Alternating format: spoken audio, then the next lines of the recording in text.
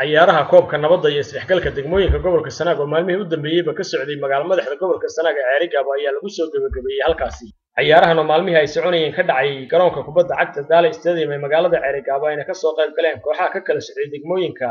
Ceerigaabo, Laas Qoray, Badhan, Dhahar, Ceelaf Weyn iyo Maydh ayaa waxaa ciyaartii ugu dambeysay finalka isugu soo hadhay labada kooxood ee ka kala socday degmooyinka Ceerigaabo iyo Badhan. halkaana guushii koobkan ay ku raacday kooxda u ciyaaraysay degmada Ceerigaabo oo rigoore hal gool ah ku badisay. waxaana kolkii ciyaartani soo gabagabowday maanta halkaasi hadal ka soo jeediyay isuduwaha wasaaradda dhalinta iyo ciyaaraha gobolka Sanaag Maxamed Dhegayare, isuduwaha nabadeynta gobolada bari ee gobolka Sanaag Xuseen Karsay, mas'uul ka socday heer qaran wasaaradda ciyaaraha Soomaaliland iyo taliyaha booliiska Sanaag Cabdirasaaq Yuusuf Casiir, kuwaas oo dhammaantood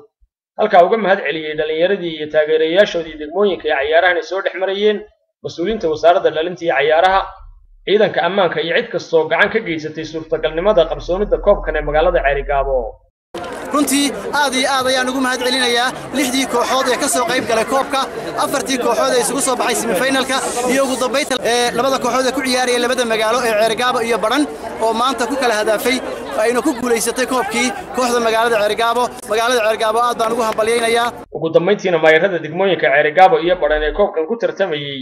iyo barasaabka gobolka Sanaag Axmed Cabdi Falay oo halkaasi ka hadlaya waxa hadaladoodii ka mid ahaa sida codka degmada Ceerigaabo aniga ku hadlaya koobka aanu qaadnay waxa leeyahay hambaliyo waanu isu leenahay idina waana tiraahdeen hambaliyo waa leenahay waxaan leeyahay oo kale yana aan aad iyo aad ugu mahadnaqayaa shantii degmo ee kale ee sida sharafta lahayd ee sida qiimaha lahayd ciyaar wanaag lahayd u ciyaaray iyo cidii gacan ka geysatay iyo ciidamada amniga ee xilka weyn iska saaray oo uu hogaaminayo taliyaha qaybtu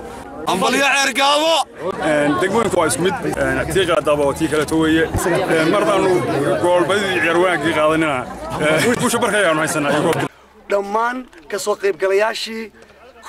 كوحة أو دوام مهد عليا سجارة أو كراميسن وحنقول مهد عليا كوحة دقمة عرقاوة أو كوب كي مانتا سشرف لو قاضي إيو دقمة اللباد أو إيادنا عروان جينا قاضي وحبلن أو شرف لنا سويسي oo ah degmada Badhan waxaan aad iyo aad ugu faraxsanahay inuu koobkaasi si guul ah oo ku dhamaado. waxaan dhalinyarada reer Sanaag guud ahaanba aan aad iyo aad ugu baraarujinaya kana codsanaya koobka nabadda ee maanta idin bilaabmay ee idin xidhmay inaad isdhex gashaan oo tiim waliba uu degmada kala tago kana soo ciyaaro dadkuna ay aad isu dhex galaan. waa Cabdullaahi Xuseen Darwiish, telefishinka caalamiga ah ee Royal TV Ceerigaabo.